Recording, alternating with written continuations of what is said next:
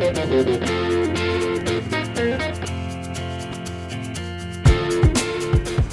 tu vois, avec cette appli, en fait, tous mes comptes ils sont liés. Et mais du coup, c'est pas trop dangereux d'avoir tous les comptes liés sur la même appli? Bah normalement, à ce niveau-là, c'est sécurisé. Ah ok.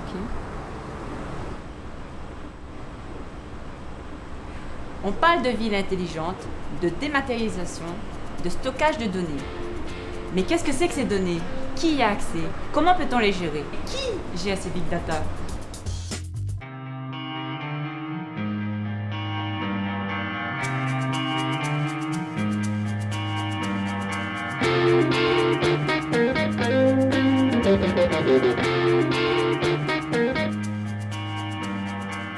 Le big data, c'est un des gros sujets de notre temps. Il y a plusieurs manières de le définir. C'est un ensemble de technologies qui consistent à collecter des gros volumes de données. Il y a donc collecte et exploitation de données qui sont faites directement par la puissance publique, mais aussi par les prestataires privés qui travaillent sur ces sujets. À partir de tout ce que vous faites sur les réseaux sociaux, sans même que vous le disiez explicitement, on peut savoir quelles sont vos préférences sexuelles, religieuses, politiques, votre situation familiale. Est-ce que vous préférez la bière ou le whisky? Est-ce que vous êtes sur le point de vous séparer? Est-ce que vous êtes sur le point de tomber enceinte, etc., etc. Il y a donc un risque éventuel d'usage abusif de ces données. Plus les usages se développent, plus la sécurité augmente. La CNIL, par exemple, nous permet de nous informer sur le niveau de sécurité des sites Internet. Bonjour, je suis Willy Robert, je suis le responsable commercial de la société OpenSphere. OpenSphere est un cabinet international d'expertise en cybersécurité. Parmi toutes les données qui vont être collectées au sein des Smart Cities, on va retrouver essentiellement trois grands groupes. Le premier groupe va être les données qui vont être issues des objets connectés, ce qu'on appelle l'IoT, the Internet of Things. On va avoir des données qui, elles, vont être plutôt des données liées à la sécurité, des données, par exemple, liées aux caméras de surveillance des communes. D'ailleurs, on fait aujourd'hui état de pas mal d'attaques sur ces caméras de surveillance.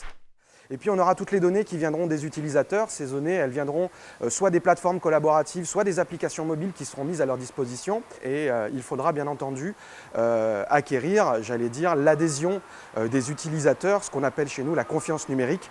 Parce que sans la confiance numérique, les Smart Cities ne pourront pas collecter les données des utilisateurs, uniquement les données, j'allais dire, des objets connectés. Or, la richesse des données des utilisateurs, c'est ça qui va faire le cœur des villes de demain, des villes connectées. Mais tout ça, il faut le sécuriser pour garantir à l'utilisateur tout simplement l'intégrité de ces données, mais aussi la confidentialité de ces données. Et le concept que nous apportons, c'est le concept de Secure by Design, c'est-à-dire concevoir ces infrastructures en incorporant dès les briques de base la sécurité pour les données des utilisateurs.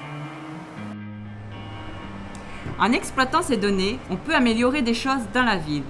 À Sangdo, en Corée, par exemple, l'éclairage s'adapte au nombre de passants. Pour construire la ville de demain, il faut prendre en compte l'ensemble des paramètres qui définissent une ville. Ses habitants avant tout. Un exemple simple, les déchets. On pourra utiliser des capteurs afin de détecter les corbeilles pleines et afin d'optimiser le ramassage de ces corbeilles. Autre exemple, pour les transports, on pourra utiliser des applications afin de permettre aux usagers de prévoir plus facilement leur trajet et d'optimiser ainsi le trajet et d'éviter les encombrements routiers, ou voire de permettre aux usagers d'aller vers les transports en commun en facilitant l'accès à ces transports et l'interconnexion des différents transports en commun. Il faut prendre en compte et optimiser chaque problématique que rencontrent les usagers au quotidien.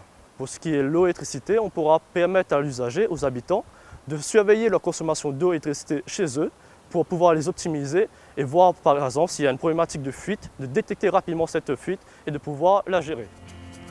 Azote est une plateforme internet qu'on a développée à La Réunion qui permet justement d'extraire de l'information, du sens à des articles de presse générés tous les jours sur Internet. Ça sert aux gens qui souhaitent justement ne pas avoir à passer du temps à lire toutes les presses tous les jours, mais qui sont à la recherche d'une information très précise. Azot permet de lire les journaux à la place des dirigeants d'entreprise, sans passer dès plusieurs minutes le matin à feuilleter tous les journaux.